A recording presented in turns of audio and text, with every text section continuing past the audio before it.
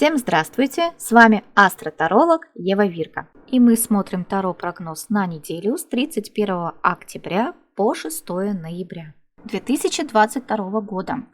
Таро-расклады, таро-прогнозы вы можете смотреть как по Солнцу, так и по асценденту, если вы его знаете. Также буду благодарна за обратную связь, как у вас проиграется эта неделя. Будет очень интересно почитать в комментариях.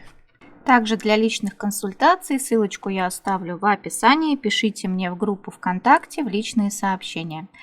Итак, мы с вами начинаем.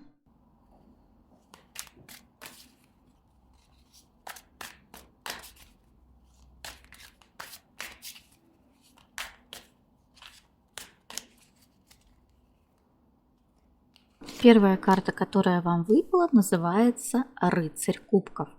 Девы, вы на этой неделе будете очень романтичны. По рыцарю кубков это положительные эмоции.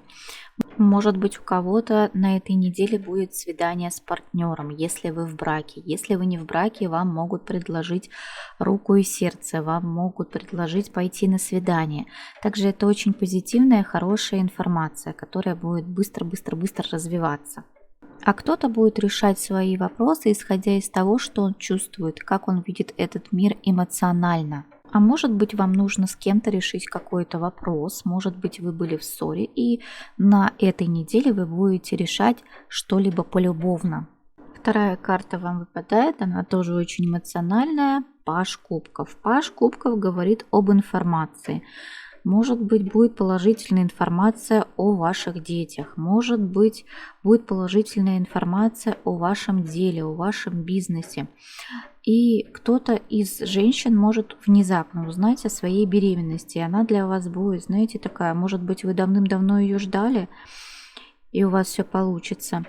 Может быть, по пажу кубков у вас будет положительная информация. Но даже две такие интересные карты: рыцарь кубков и паж кубков. Эмоции у вас будут преобладать на этой неделе.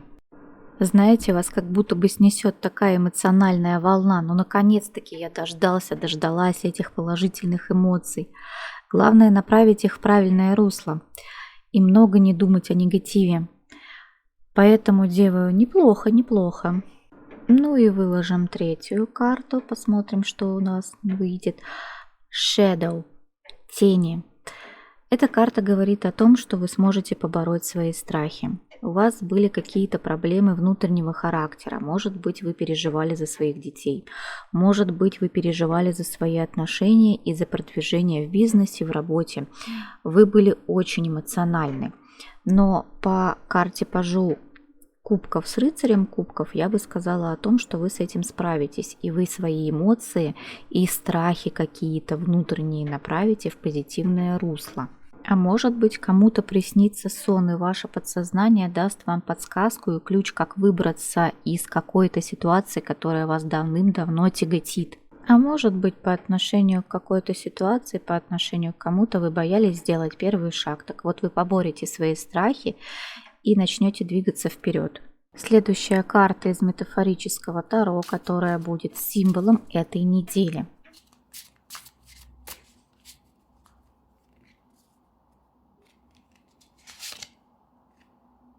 Название карты – знание.